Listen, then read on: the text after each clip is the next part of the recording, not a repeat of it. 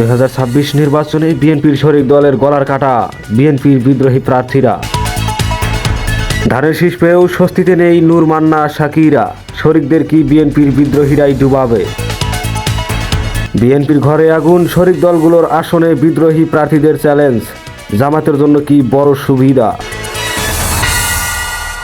এতক্ষণ শুনছিলেন সংবাদ শিরোনাম, এবার থাকছে বিস্তারিত। 2026 সালের জাতীয় নির্বাচনকে সামনে রেখে দেশের রাজনীতিতে বইছে টানটান উত্তেজনা।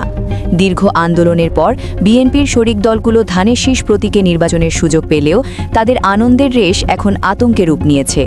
কারণ বড় দল বিএনপি থেকে মনোনয়ন পেলেও নির্বাচনী মাঠে শরিকদের প্রধান প্রতিপক্ষ হয়ে দাঁড়িয়েছেন খোদ বিএনপিরই বিদ্রোহী প্রার্থীরা। এই বিদ্রোহীরা কি তবে শরিকদের জয়ের স্বপ্নে বালি ঢেলে দেবেন? রাজনৈতিক সমীকরণ বলছে পরিস্থিতি মোটেও শরিকদের অনুকূলে নেই। সবচেয়ে আলোচিত লড়াই চলছে ঢাকা 12 আসনে। সেখানে বিএনপির জোট থেকে মনোনয়ন পেয়েছেন বিপ্লবী ওয়ার্কার্স পার্টির সাইফুল হক, কিন্তু তার জয়ের পথে বড় বাধা হয়ে দাঁড়িয়েছেন যুবদলের জনপ্রিয় নেতা সাইফুল আলম নীরব। বিএনপি তাকে বহিষ্কার করলেও মাঠ ছাড়েননি এই প্রভাবশালী নেতা। স্থানীয় ভোটাররা বলছেন, নীরব মাঠে থাকলে সাইফুল হকের নৌকা বা ধানের শীষ পার হওয়া প্রায় অসম্ভব। অন্যদিকে এই আসনে জামায়াতে ইসলামের শক্ত প্রার্থী পুরো হিসেব আরও জটিল করে দিয়েছেন। একই অবস্থা দেখা যাচ্ছে পটুয়াখালী 3 আসনে। সেখানে গণ অধিকার পরিষদের ভিপি নুরুল হক নূর মনোনয়ন পেলেও তাকে চ্যালেঞ্জ জানাচ্ছেন বিএনপির সাবেক নেতা হাসান মামুন।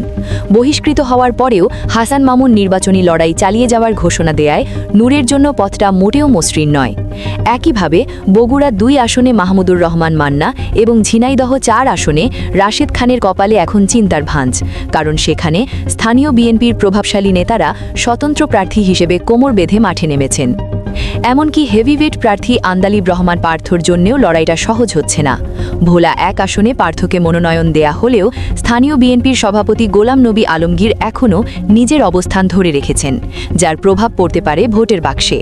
আবার ব্রাহ্মণবাড়িয়া 6 আসনে জোনায়েদ সাকি কিংবা কিশোরগঞ্জ 5-এ এহসানুল হুদার মতো প্রার্থীদের সামনেও একই দেওয়াল হয়ে দাঁড়িয়েছেন বিএনপির বিদ্রোহীরা। রাজনৈতিক বিশ্লেষকরা বলছেন, বিএনপির এই অন্তর্দ্বন্দ্বের সরাসরি সুবিধা নিতে পারে জামায়াতে ইসলামী কিংবা অন্য প্রতিপক্ষ দলগুলো। যদি শেষ পর্যন্ত বিএনপি এই বিদ্রোহী প্রার্থীদের মাঠ থেকে সরাতে না পারে, তবে 2026-এর নির্বাচনে শরিক দলগুলোর বড় বড় প্রার্থীরা মুখ থুবড়ে পড়তে পারেন। এখন প্রশ্ন হলো, তারেক রহমান কি পারবেন এই বিদ্রোহ দমন করে শরিকদের জয় নিশ্চিত করতে, নাকি শরিকদের বিসর্জন দিয়ে নিজেদের অস্তিত্ব টিকিয়ে রাখাই হবে বিএনপির প্রধান লক্ষ্য? মিথিলা ফারজানা, উত্তরবঙ্গ 24 টিভি।